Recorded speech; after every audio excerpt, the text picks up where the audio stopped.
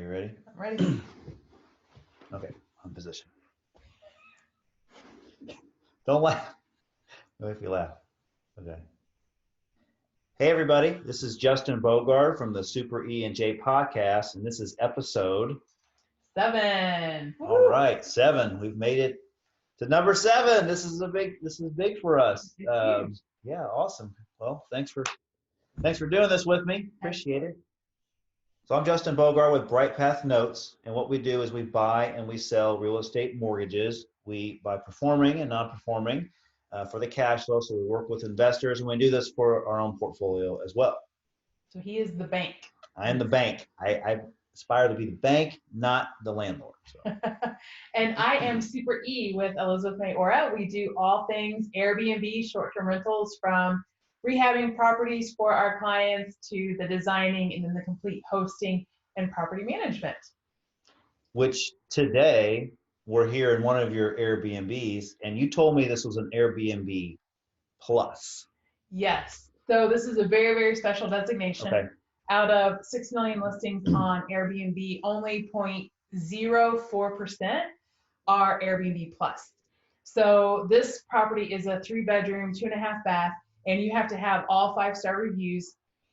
And then Airbnb will contact you if you are eligible. And then you go through a 100-point inspection. So some of the things that they require is you can't have your shampoo and conditioner in one. It has to be separate conditioner and separate shampoo bottles. You have to have butter knives. You have to have very, very specific things. Oh my goodness. You have to have a lot of things that are local, so different magazines, and they want live plants. So from the time we were notified that this is eligible for Airbnb Plus, it took us 6 months to actually get approved. So oh my gosh, it's a process. So and we spent a lot of money. But then you send pictures, and so they say, oh, well, you need this or you need that. Like they even told us the color of some of the pillows they wanted us to have. Really? Yes. Huh. But there are only, in Indianapolis, there are 10 Airbnb Plus, and that's it. So 10 out of all the short-term rentals in Indianapolis were just Airbnb. Just Airbnb. Okay. Because there's other services like it starts with a V, right? Yes, VRBO, Booking.com, TripAdvisor. Yes, okay. Yes. So that's incredible. Like I can imagine what is the manual for to be able to participate or qualify for that is probably like really thick. And what you're explaining, I was like, oh my God! Like I mean, congratulations for doing that, and congratulations for making that very small, special part of Airbnb. So I guess the question I really have right now when we talk about that is, what does that do to the value of this Airbnb? Are you able to market that at a higher price? Yes. Okay. So they have, the Airbnb stats are that these properties are booked 70% more. And then also, and I can't remember off the top of my head, but the revenue is also higher because it's even, so, and you have to be a super host to even be eligible for Airbnb Plus. So people that are booking Airbnb Plus, I mean, they already know they're going to get a great stay because they're with a superhost, but it's even one level higher than that. So it's like the presidential suite. Exactly. I like that. I like that. That's awesome. So how do you become a superhost? That's a whole nother qualification standard as well. Yes. So can you talk a little bit about that? Sure. So with Airbnb, you have to have hosted at least 10 trips in the year. You have to maintain a 4.8 star guest review. You need to respond within 24 hours of inquiries. Okay. Our average time is an hour that we respond to people. And then also before they just changed this, you could not cancel on your side. I mean, even now they would make exceptions if it was a maintenance issue. I mean, it's a house, so things happen. Yeah. But they finally have like clarified, okay, a host can cancel one reservation. And then, so those are the things right now, always subject to change. Yeah. And that might, I mean, that's easy if you have 1 or 2 properties, but to maintain that when you have 20 plus properties, because you're dealing with the general public is a little bit more difficult. Oh, I bet that is challenging. But so what Airbnb wanted to do, they just wanted to make another classification above that host status. So they have Airbnb Superhost, they have Airbnb Plus, and then they also have a designation now called Airbnb Luxury, which is, Oh, I mean, this is a luxurious place. It's a yeah. nice place, but luxury is even better than what this would be actually. So there's a whole another set of standards and qualifications, but you always have to go through that tier of like super host first before you can have an Airbnb plus, and then before you can be Hmm. Airbnb luxury. Yes. Okay, wow, this is great information. I had no idea. So you're hustling. We are hustling. And this is a shout out to my teammate Caitlin Yeah. because she is the one that dealt with the Airbnb Plus team and took all the pictures and did all the running and did lots of stuff. So kudos Wow. to Caitlin for taking There care you of go, it. Caitlin. That's awesome.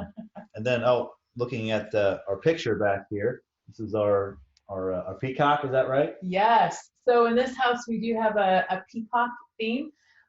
We have a couple of other oil paintings that are also peacocks. So we wanted to do something really fun. Our client for this property here in Indianapolis, he's based out of the state of Washington.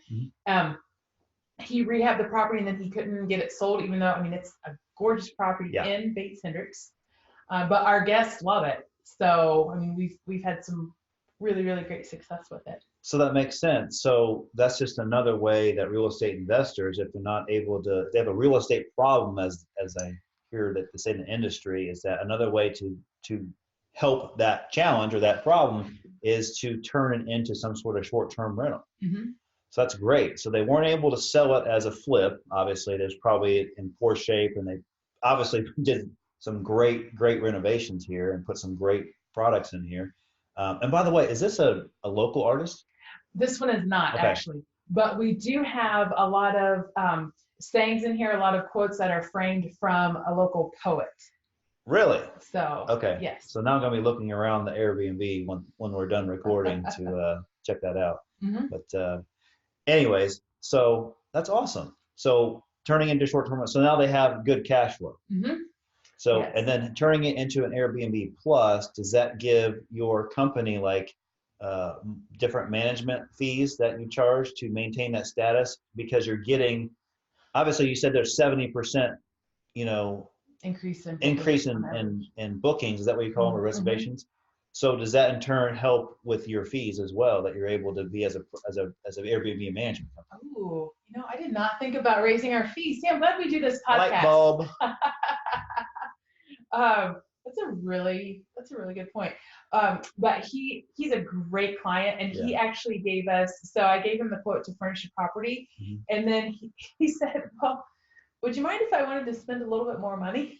I was like, Sure, why not? Yeah. so he gave us an extra $4,500 because he wanted certain things in here. So he's a great client, Good. but I will keep that in mind. So thank you for that.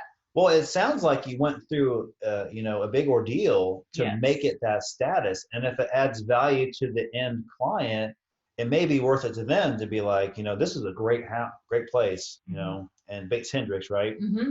So that's where we're at. And when I drove here, I saw up and down the street, there are quite a few other properties that are renovated kind of like this. Mm-hmm. And so I can tell this is going to be a hot street for possibly, a several short-term rental type of situations. And we're so So- close to downtown. Oh, We're yeah. not even a 5-minute Uber ride, and Eli Lilly is a 5-minute walk.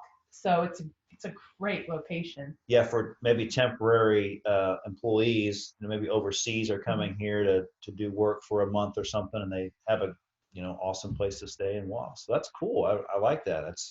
But yeah, take advantage of that if you can. Mm-hmm. Because like I said, it is a process, and maybe this was your guinea pig to show that this is what it takes to get it done. This is the return that you get on it. Mm-hmm. So that's pretty cool. So yeah, I'm learning about this stuff all the time. And one thing too, since we were talking about Lily, I know you're a white guy, so you don't qualify for this. I but, am, okay. Yeah. But for any of our listeners, we just Melody, one of my other teammates, just submitted our application for a woman-owned business, and I'm not really into that minority stuff. I'm like, you know what? If it can help us get guests, Yeah. because we're looking at some different corporate stuff right now. So I would encourage our listeners that if you are some type of minority, Mhm. that to look into those designations, because once you get the official stamp, then it'll open you up to a lot of business That makes sense. or a lot of potential money. So grant money, Yep. federal money, even for my nonprofit. Now that so we should know tomorrow if once we get the women-owned business designation, but that should be able to help with my nonprofit as well, which would allow us to buy potentially more properties here and Nice. do different things in the neighborhood. So That's there's awesome. so there's all kinds of the real estate connections whenever you have those additional designations. And all this stuff is just bring up the value of the neighborhood, which is the end game, obviously, to bring the value up, which Bates Hendricks and Fountain Square are two hot areas in Indianapolis that have been, I don't know, probably the past 5, 6 years, it's probably Mm-hmm. been more in front of us, Mm-hmm. right, about this area growing. So it's just ever changing. And every time I come down here, which is usually every few months or so, I just see just more and more beautiful homes being renovated and stuff. It's just really awesome to see. So I'm glad that you're able to take a part of that. And I think uh, we had our interview with Bob Repass on episode 6,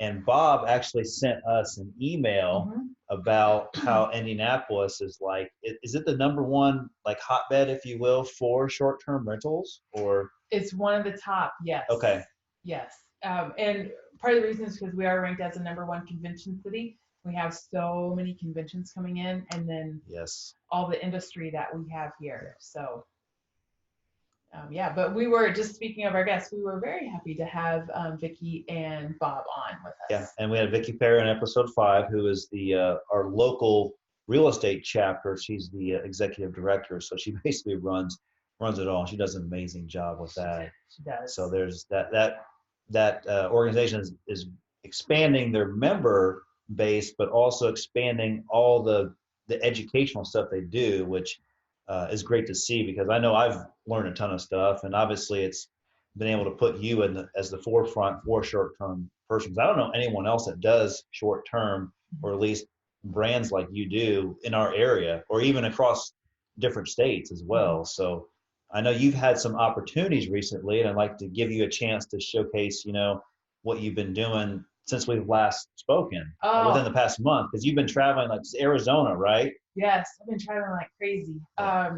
So I just spoke. We use a software system called Streamline, and it's considered the number one software for the vacation rental industry because it's everything is in there. All of our accounting, all of our channels are in one area, meaning that we can manage VRBO, Airbnb, ElizabethMayora.com, and people book Okay. directly with us. But they asked me to speak at their conference last Ah, month. So I spoke in front of, it was about 675 or so vacation rental managers from around the world. So in the vacation rental industry, all of these big software companies, they have their own conferences, and it was phenomenal. So I spoke on what we do here because we have a lot of revenue streams that yeah. most others don't. And then just some different life experiences as well that most people don't talk about in front of crowds. And I talked a little bit on mindset. Okay. So it was very well received. So it was fun.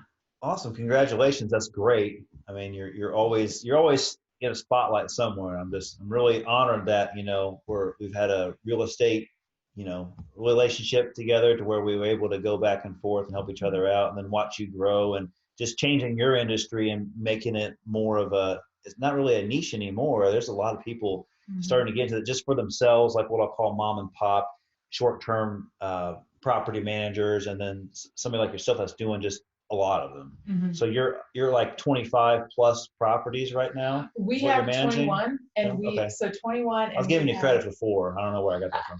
Thank you. Yeah, just roll with it.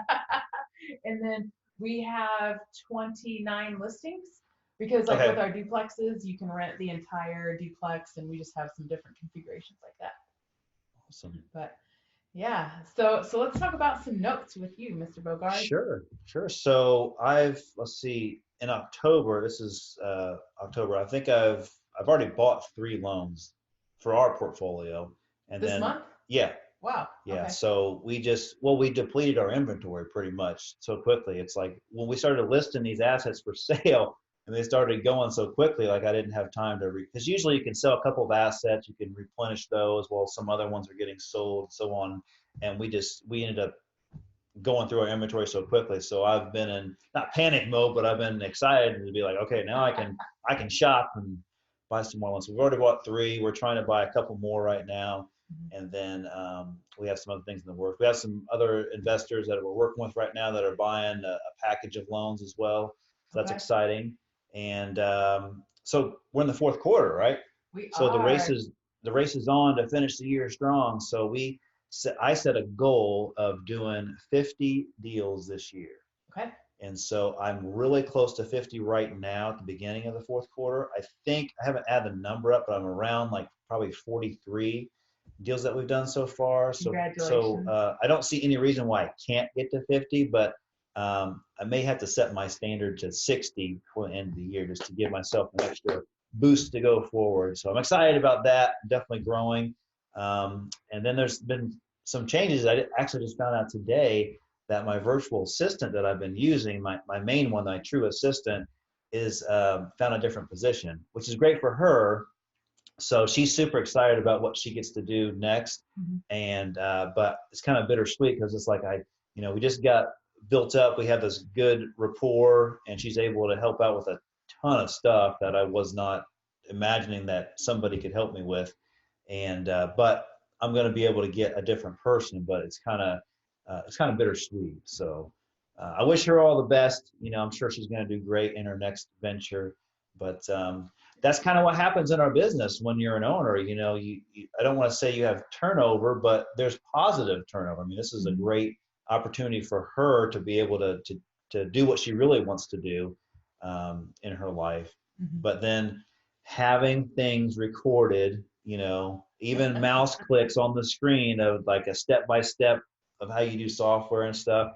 I had been doing that. So now I feel like I'm prepared for the next person to come in, that they're going to be able to watch these, training videos, if you will, to see how certain things are done in a certain way. So if that's anything I've been able to do to tip my hat, was that I create a lot of training videos of just me just on the computer screen, just going through click by click and Wow. explaining things. I try to do it in like 5 or 10 minute clips, Mhm. just so it's not like a 60-minute ordeal. But I break it up into different segments. Like this is how you respond to this type of request, or whatever. This is how you go into Mailchimp, or Mhm. with we use Podio as our main engine to help organize our notes and all of our purchasing and all of our assets that we have and our investors and the companies that they're associated with, just to keep everything organized. We use Podio for that. Okay.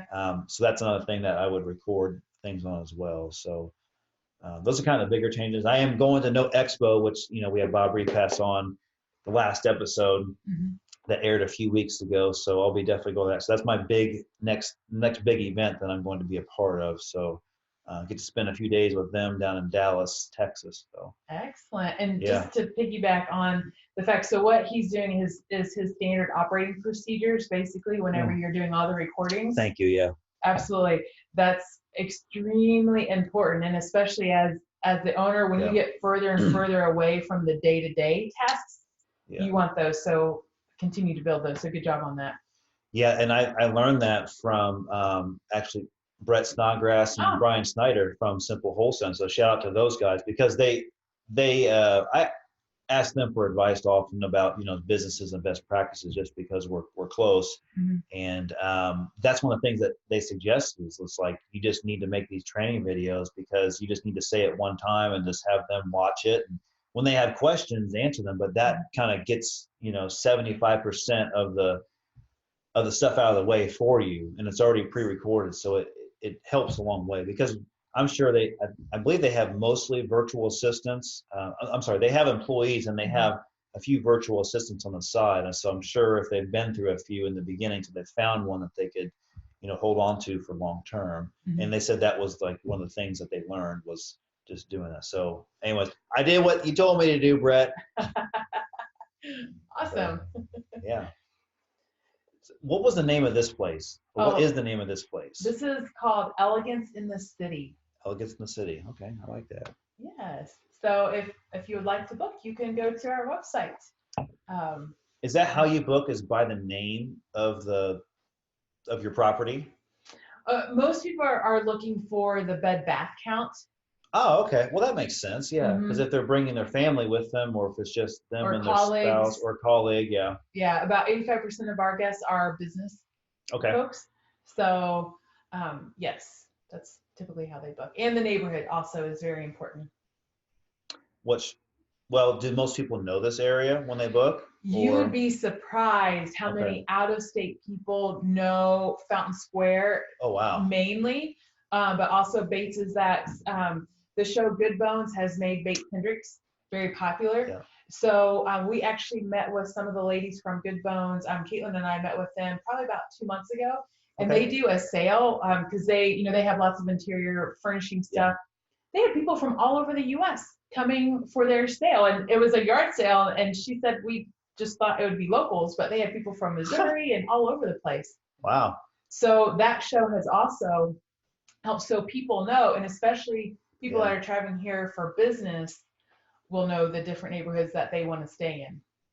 That's awesome. Hmm. So, yeah, they've definitely changed flipping here in Indianapolis, and that I think that's what made me aware of Fountain Square. When Fountain Square, I guess, was probably the first one that was really getting hot as Hmm. far as real estate flipping. Because I had done a couple of flips there, um, but it was very street specific. Hmm. Like you had to start. I think they started more like in one corridor of Fountain Square. It's not really a square. It's kind of like looks like Nevada to where it's like got That's an angle to it. yes.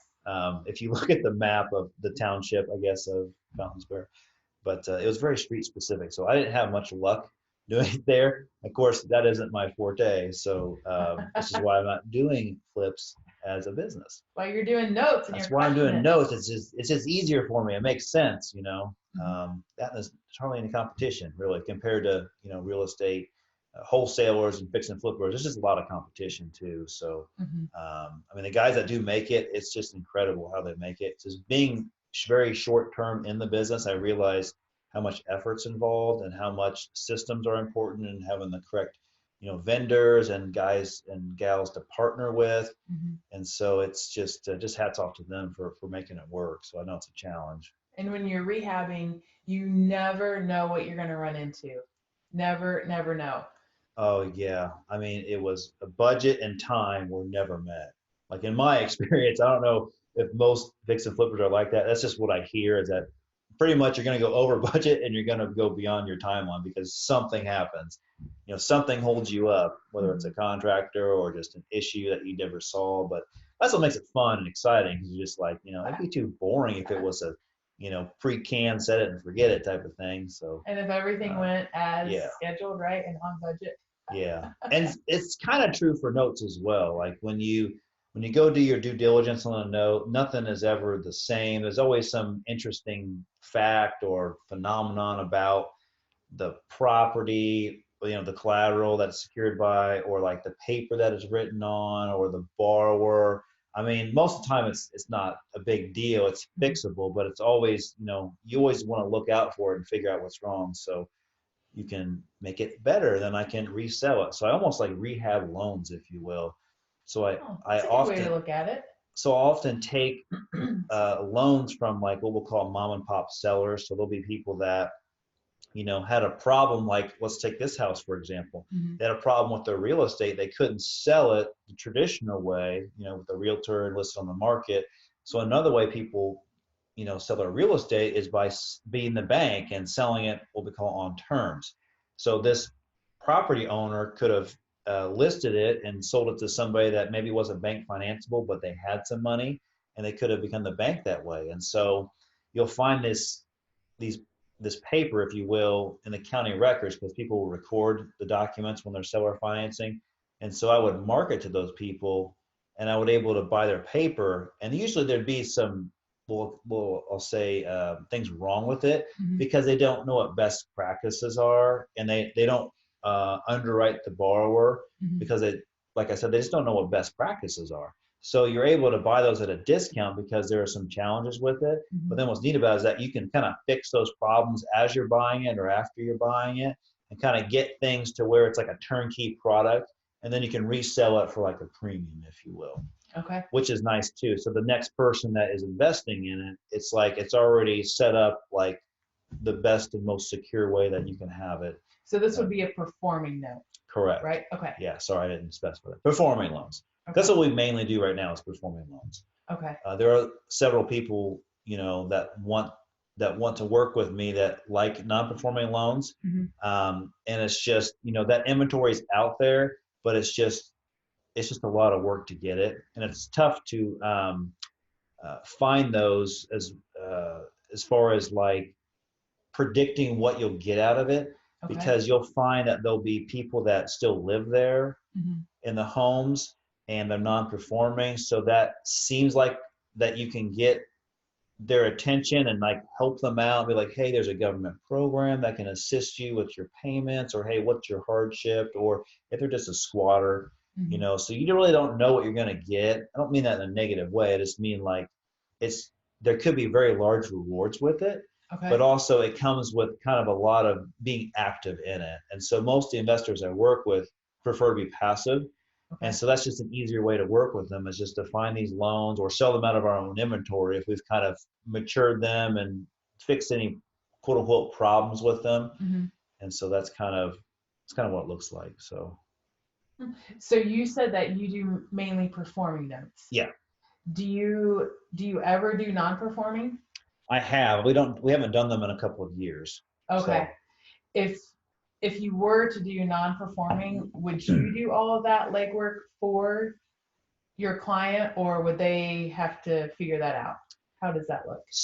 there would be, use this term loosely, joint venture. So it'd almost be like a Okay. partnership to where you have someone that provides the capital, kind of like when you're doing a fix and flip or a short-term project like this. So Hmm. someone will provide the capital, and they would be entitled to whatever return that you both agree to, and then the other person on this side, Hmm. myself, will be doing all the legwork for it, like getting it, doing the due diligence, getting it purchased, rehabbing it, or fixing the loan, or repairing whatever the non-performing loan issue is, or going through foreclosure. Yeah, so I would be working the asset, and someone would be providing the capital for it, and so you work together that way in that sense.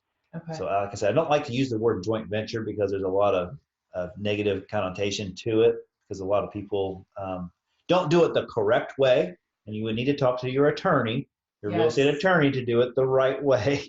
But yeah, so that's how it would work. Okay. Yeah. I want to point out that we do have wine glasses, but Oh, I'm actually Justin's drinking. this Neither is one of water. us drink. This is dandelion tea. So dandelion is so as in dandelions that grow in your grass. They're very good for your kidneys, especially this time of year. It's the fall. But just kind of a side note as well. Some of our guests or some of our clients, our property owners, wanted to have alcohol in the properties Uh-huh. for our guests. And then sometimes what we would do also was whenever, depending on the amount of the booking, we would do a gift basket with alcohol for our guests coming in, just as a courtesy, as a thank you for being our guest. However, and this is why it's very important to know your laws in the state of Indiana. Unless you have your liquor license, you are looked at as serving alcohol if we were leaving alcohol in the Yeah. property. So we do not do that anymore, no matter what, even for, Wow. yeah, so we do no alcohol. So just a shout out if you are a host to make sure wherever you're listening or wherever you're hosting that you know the laws if you provide alcohol.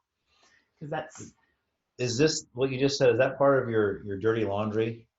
Is that what you call it? You have yeah. a posting. I think it's weekly you do, Yeah, and you do. we've It's not done that, but that's a really good thank you because we will I do just that. spoiled it for you. I ruined your next post.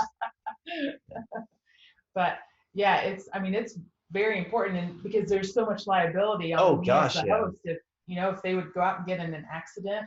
yeah. Um, so just make sure you know your laws. That's a really good point. But we do have fun with the hashtag EM Dirty Laundry where or those where we talk about the not so fun side of Yeah. vacation rentals and things that we would really not like to air, but it's part of the business. So Well, it's good that you show that because it's genuine, obviously, and you're not. I mean, you're a very transparent person to begin with, so you don't hide anything. But yeah, I think that's wise to do that because it's not everyone always makes real estate or anything you do to invest in and make money. It's all you know, sunshines and rainbows, if you will. And it doesn't always go that way. You know, you have to, you can still have the potential to lose money. You still have the potential to not make as much money. You have the potential to have headaches, to have assets take longer to liquidate than you would like. So nothing is ever a perfect science. Hmm. But after a while, you get it down to where you can kind of get a story of what's going on before you invest in it or before it gets too late. Because that's what I tell people. They're like, well, I don't want to get somebody that is going to default. Well, I'm like, well, who doesn't? You know, but it's like I tell them, like, when you do the due diligence up front on note investing, you're getting the story of the borrower. You're getting the story about the collateral. You're getting, because if you do more background on it, like not just where it's at, but what's around it. Is there a school by it? Is there a church by it? Is it on a golf course? I mean, you can you can paint yourself a really nice picture of what contingencies would be or worst case scenario just based off of the pay history and other things about the collateral too. So it's just it just makes you feel more comfortable when you're investing in it that, hey, if you did take this back, it might not be as bad as you think. You might make more money and you might make it a lot quicker if, it went wrong, which makes it great because I'm not intending to kick anybody out of their house, nor do I tell any investor to do that. But if you had to take it back through, the judicial proceedings, that your situation isn't that bad. You may have to wait a little bit longer, but so Mhm. that's kind of how we don't curb that excuse, but we kind of just say, hey, we set ourselves up to where you are more than likely going to be successful. It's just there's always an anomaly or something that happens that is just out of your control. People are people. Yeah, Right? Things happen. yeah. But would you rather have a tenant or would you rather have a borrower, someone that has emotional and obviously monetary equity into an asset? Hmm. Big difference. There is a Very big big difference. difference. Yeah, yeah. So one thing, I think I talked about this before with you, but my friend Kevin Shortell, who has done a couple of meetups with me as part of my meetup group that I do, he wrote a book, and Kevin asked me to be a co-author in his book. So Yeah. thank you. So me and a couple of other people that I know in the note industry had wrote a couple of chapters in this book with him, and I have it here today, Woo-hoo. and it's called Real Estate Without Renters by Kevin Shortell. And so I am in this book, I am chapter, if anyone cares to know, I'm chapter 8 in this book. And I think I have about maybe 8 to 10 pages worth of stuff, but I kind of talked about, like, he gave me carte blanche on whatever it is I wanted to talk about. And so I just chose to talk about, like, when I got into real estate and how I got into notes and what I learned about what I want to do within notes, because you can buy and sell them, you can buy them for yourself, you can flip them to other people, you can do direct mail. I mean, there's lots of, you can do non-performing. I mean, there's lots of things you can do. And so I was kind of going through the history of where I was and where I am or whenever I wrote this. Like, I guess I finished writing it about 6 or 8 months ago, I think, my chapter. How long did it take you to write it? It didn't take very long. I had about a 2,500 word goal to write, Okay. which turned out to be about eight or so pages worth of content, which I thought it was going to be hard to write at first, but it was Kevin actually, he's wrote a couple of books before, and so he kind of helped give me an outline and the other investors an outline and say, okay, here you need to start with this, and then you'll figure out where to go based on answering a couple of questions for yourself. And then I just kind of just went through the history. So some people just dive right into being like, okay, here's what we do and here's what we've done in our story. And some people went into specific deals, which is kind of cool. I didn't go really into specific deals. I just kind of wanted to show, like, from a business standpoint of how I kind of progressed and kind of what I started with, what I figured out didn't work well for me, and just kind of how I moved forward with it. So, but anyways, it's called Real Estate Without Renters. If you go to Amazon.com, you can look that up, and you can download the Kindle version, which I think is still 99 cents. I'm not sure if that's the Wow. price. Um, or you can buy the hardback book as well. And I don't get any benefit from it. I just get Rain the, neck, well, I name guess I get a recognition. benefit, not monetarily, but I get a benefit of having the exposure of being in a book. So if people do read it, at least my name's out there another way. So that's another thing I learned about marketing is that you kind of want to get, however you can, just get your name and your business out there, In a whether positive in way. a positive way, in a positive way, and so it pays dividends at some point. But anyways, it's a book of just you know amazing knowledge of other people's experiences, and I think that's the best way to educate people that are interested in getting into the space. So, Well, I'm gonna buy a book because I'm gonna have you autograph it. So, oh yeah, been my first autograph. so you're famous Yeah, now. yeah, I am. I'm a co-author. Someday maybe I'll have my own book with my own experiences. So, um, Exactly. well, anyways, I think that's about all the time we have for today. Mhm. So this was a pretty good episode 7, getting caught up on. And excuse me, you want to talk about maybe some future episodes? We are going to have some vacation rental property managers on as well. These guys are phenomenal and they do true vacation rentals. So we are here in Indianapolis is an urban market because we're in the city. But one of our guests that's going to be coming on is just phenomenal. He's been in the industry about 30 years now. Oh wow, Does an amazing job. He actually has a linen manager. So when he said that, I was like, I want a linen manager. That's one of my goals. So it'll be really fun, totally different awesome. markets, totally different strategy. And speaking of goals, just before we end, we are in fourth quarter. So I would encourage folks to be thinking about your goals for next year because 2020 is around the corner. You can have your vision of 2020 in 2020. Exact. Look at that. Well, I can't take credit for it. I didn't think of it. I think I saw it on LinkedIn or something. So, Awesome. anyways, well, yeah. So if we've had a person leave a couple reviews for us, Mr. Jim McCullen. Jim is a note investor as well. I've met him before, and he's made some comments about how much he enjoys our podcast and enjoys what we're doing. So, Jim, thank you for your feedback. You have been heard. We appreciate it. We hope you enjoy all the future episodes that we have, and we'll be giving some more. We'll be airing some more testimonials on the next episode. So we may have an interview next time. We may not. We'll just keep you in suspense of what's going on.